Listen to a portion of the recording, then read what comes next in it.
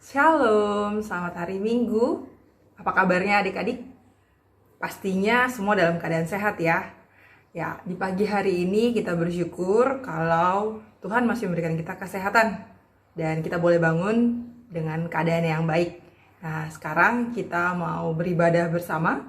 Sebelumnya, mari kita bersatu dulu terlebih dahulu.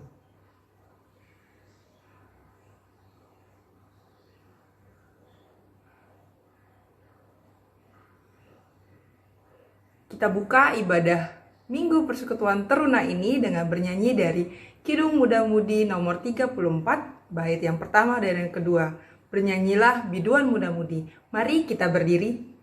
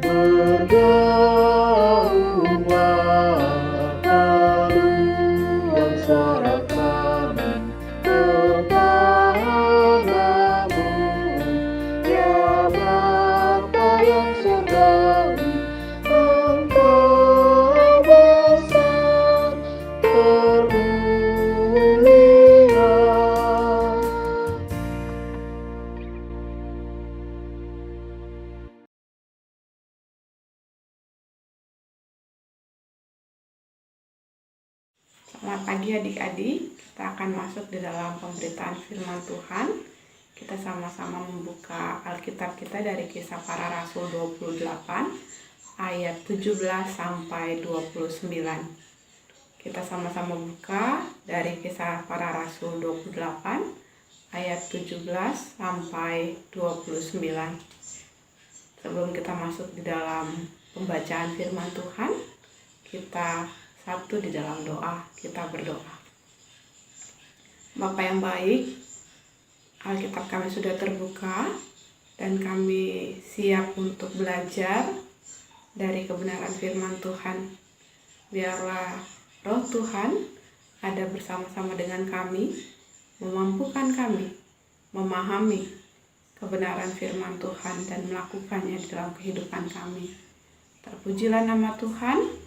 Demi nama anak-Mu Tuhan Yesus Kristus, kami berdoa. Amin. Adik-adik, kita akan membaca firman Tuhan ini. Teman-teman kita, Mulyani dan Rafael, akan membacakannya untuk kita semua. Kepada Mulyani dan Rafael, kakak persilahkan. Kisah Para Rasul 28 ayat 17 sampai 22 yang berjudul Pembicaraan dengan orang Yahudi di Roma. 3 hari kemudian, Paulus memanggil orang-orang terkemuka bangsa Yahudi, dan setelah mereka berkumpul, Paulus berkata, "Saudara-saudaraku, meskipun aku tidak berbuat kesalahan terhadap bangsa kita ataupun terhadap adat istiadat nenek moyang kita, namun aku ditangkap di Yerusalem dan diserahkan kepada orang-orang Roma. Setelah aku diperiksa, mereka bermaksud melepaskan aku karena tidak terdapat suatu kesalahan pun pada diriku yang setimpal dengan hukuman mati. Akan tetapi orang-orang Yahudi menentang, dan karena itu terpaksalah aku naik banding dengan Kaisar, tetapi bukan dengan maksud untuk mengadukan bangsaku. Itulah sebabnya aku meminta dengan kamu, sebab justru karena pengharapan Israel lah aku diikat dengan belenggu ini." Akan tetapi mereka berkata kepadanya, "Kami tidak menerima surat-surat dari Yudea tentang engkau, dan juga tidak seorang pun dari saudara-saudara kita datang memberitakan apa-apa yang jahat mengenai engkau, tetapi kami ingin mendengar dari engkau bagaimana pikiranmu, sebab tentang mazhab Ini kami tahu bahwa di mana-manapun ia mendapat perlawanan. Lalu mereka menentukan suatu hari untuk Paulus. Pada hari yang ditentukan itu, datanglah mereka dalam jumlah besar ke tempat tumpangannya. Ia menerangkan dan memberi kesaksian kepada mereka tentang kerajaan Allah. Dan berdasarkan hukum Musa dan kitab para nabi, ia berusaha meyakinkan mereka tentang Yesus. Hal itu berlangsung dari pagi sampai sore. Ada yang dapat diyakinkan oleh perkataannya, ada yang tetap tidak percaya. Maka bubarlah pertemuan itu dengan tidak ada kesesuaian di antara mereka. Tetapi Paulus masih mengatakan perkataan yang satu ini. Tepatlah firman Tuhan yang disampaikan Roh Kudus kepada nenek moyang kita dengan perantara Nabi Yesaya. Pergilah kepada bangsa ini dan katakanlah, kamu akan mendengar dan mendengar, namun tidak mengerti. Kamu akan melihat dan melihat, namun tidak menanggap. Sebab hati bangsa ini telah menebal, dan telinganya berat mendengar, dan matanya melekat tertutup, supaya jangan mereka melihat dengan matanya, dan mendengar dengan telinganya, dan mengerti dengan hatinya, lalu berbalik hingga aku menyembuhkan mereka. Sebab itu kamu harus tahu bahwa keselamatan yang daripada Allah ini disampaikan kepada bangsa-bangsa lain dan mereka akan mendengarnya. Dan setelah Paulus berkata demikian, pergilah orang-orang Yahudi itu dengan banyak perbedaan paham di antara mereka. Demikianlah firman Tuhan. Demikianlah pembacaan firman Tuhan. Terpujilah nama Tuhan. Haleluya.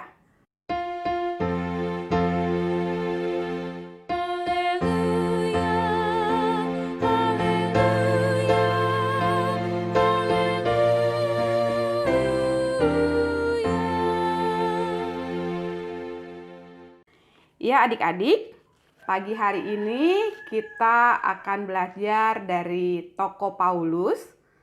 Kita akan belajar bagaimana Paulus berani menyatakan kebenaran, kabar baik tentang Yesus Kristus adalah juru selamat kita. Kita mau belajar tentang hal itu. Nah, kira-kira dari pembacaan kita tadi, Paulus itu menghadapi tantangan nggak sih ketika memberitakan kabar baik tentang Yesus?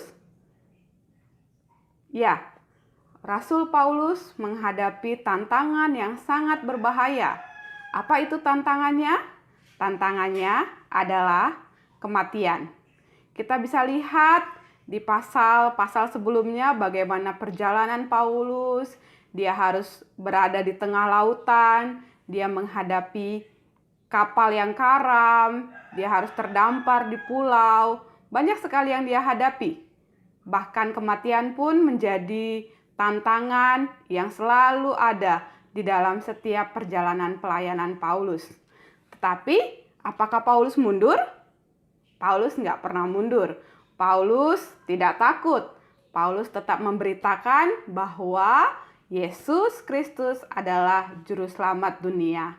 Nah, kalau kita tarik ke dalam kehidupan kita sehari-hari, apakah kita adalah adik-adik layan teruna GPIB yang berani menyatakan kebenaran?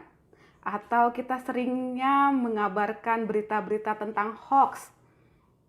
Kakak percaya adik-adik layan GPIB teruna Zebulon pasti beritakannya berita-berita yang benar ya, berita-berita yang baik ya, bukan berita-berita hoax. Ya, itu yang kita pelajari dari tokoh Rasul Paulus. Nah, biarlah firman Tuhan ini kita boleh teladani dalam kehidupan kita. Kita boleh memberitakan berita-berita yang benar. Kalau kita tahu itu benar, kita harus nyatakan. Walaupun mungkin ada tantangan yang harus kita hadapi. Nah, biasa kalau kakak yang melayani, kakak selalu kasih tugas kan adik-adik. Tugasnya apa kak untuk minggu ini? Tugasnya adalah adik-adik bisa pilih salah satu tokoh di dalam Alkitab yang berani menyatakan kebenaran. Adik-adik bisa pilih salah satu tokoh di dalam Alkitab yang menyatakan kebenaran dan adik-adik boleh publikasikan, boleh tulis di dalam akun-akun media sosial adik-adik, misalnya Facebook atau Instagram. Misalnya gini, Saya sangat mengagumi tokoh Yusuf karena dia berani mengatakan tidak kepada rayuan Tante Potifar. Nah, adik-adik bisa tulis itu di media sosial adik-adik, sehingga orang-orang bisa tahu bahwa itu adalah berita yang benar yang adik-adik sampaikan. Nah, itu adik-adik tugasnya, kira-kira adik-adik bisa mengerjakannya. Kakak berharap yang ikut ibadah online ini tidak cuma 1 atau 2 orang, tetapi kita sama-sama memiliki kerinduan yang sama untuk beribadah. Terpujilah nama Tuhan, amin. Kita satu di dalam doa. Bapak yang baik, terima kasih buat kebenaran firman Tuhan. Kami boleh belajar dari kisah Rasul Paulus yang berani menyatakan kebenaran meskipun ada bahaya-bahaya yang dia hadapi. Namun kami boleh melihat bahwa pertolongan Tuhan, perlindungan Tuhan boleh terus menyertai pelayanan Rasul Paulus. Biarlah dalam kehidupan kami pun sebagai adik layan, teruna kami boleh terus menyatakan kebenaran di dalam kehidupan kami. Kami tidak menyebarkan berita-berita yang tidak benar atau berita-berita hoax. Ini doa kami ya Tuhan, di dalam nama Tuhan Yesus kami berdoa. Amin.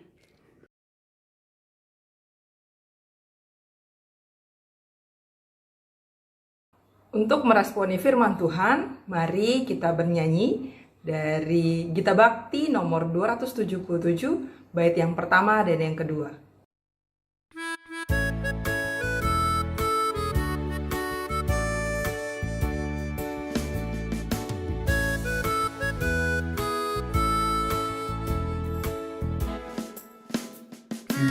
Tuhan sudah kau dengar, laksanakan dalam hidupmu. Firman Tuhan hendaklah kau sebar pada orang di sekelilingmu. Hai, pergi segera, Tuhan utus dirimu, wartakan karya kasih-Nya. Roh Kudus menolongmu dan memimpin langkahmu. Majulah tetap teguh. Firman Tuhan jadi pandumu. Janganlah andalkan egomu. Sangkal diri sebagai hambanya. Jadi saksi setia dan tekun. Hai, pergi segera, Tuhan utus dirimu, wartakan karya kasih-Nya. Roh Kudus menolongmu dan memimpin langkahmu. Majulah tetap teguh.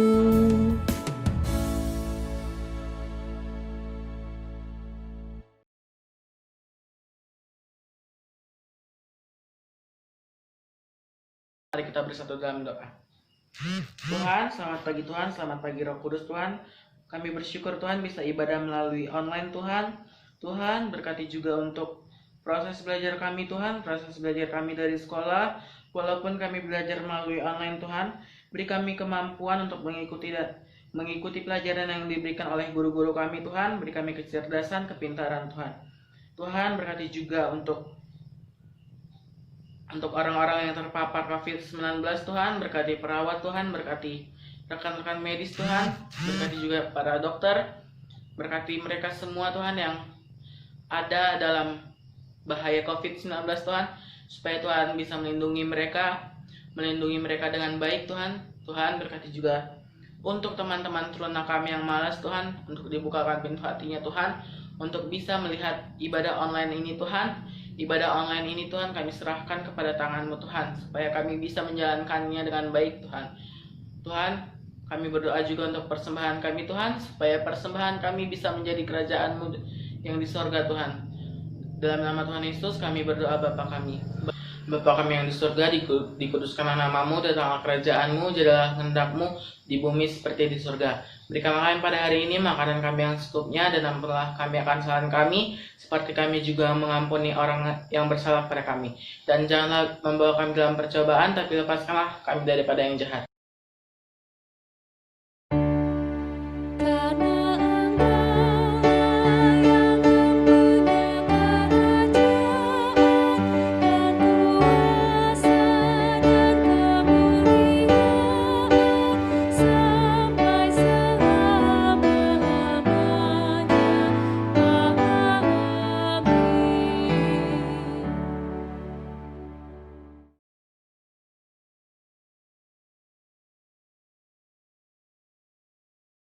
Mari kita berdiri, kita tutup ibadah hari Minggu Persekutuan Teruna bersama bernyanyi dari Gita Bakti nomor 277, baitnya yang ketiga. Firman Allah sudah kau dengar.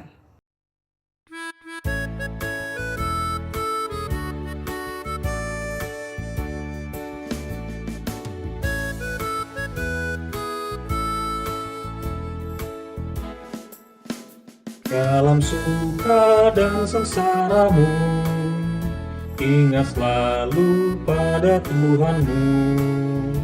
Jangan bimbang dan janganlah gentar, berpegang hanya pada firman-Nya.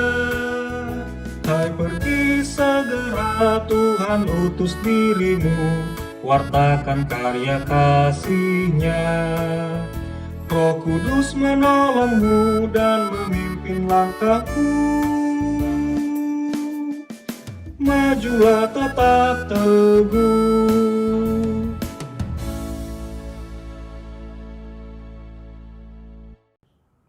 Kita akan menutup ibadah persekutuan teruna kita pagi hari ini. Kita sama-sama berdoa. Kita berdoa.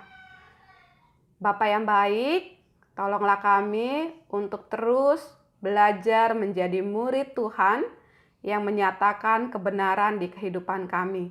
Biarlah Tuhan boleh menyertai kehidupan kami dari sekarang sampai selama-lamanya. Amin. Bapa, terima kasih.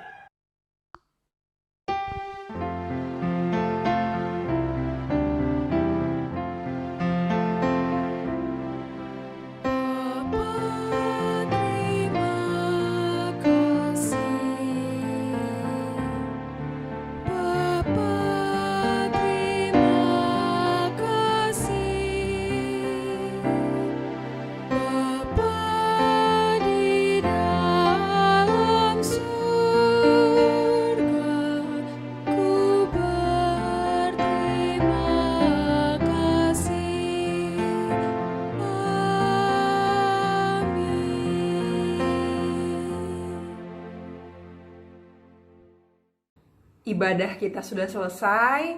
Kita jumpa lagi di minggu yang akan datang ya adik-adik. Tetap jaga kesehatan, semangat terus belajar online-nya, dan terus bersukacita bersama keluarga.